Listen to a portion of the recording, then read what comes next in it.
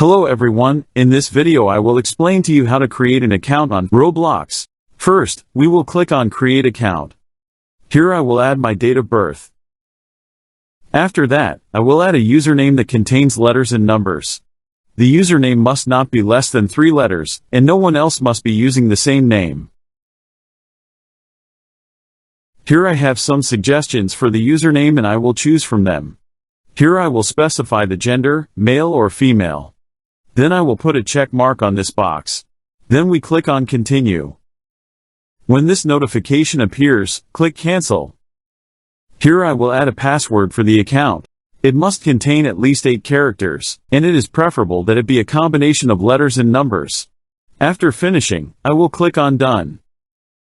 When this notification appears, click Cancel. Don't go far, there is one last step after creating an account on Roblox. I will click here to add an email to secure my Roblox account. After adding the email, click Continue. Now I will go to my inbox to check the link that was sent to me. I will now click on Verify Email. Now your Roblox account is secured using email.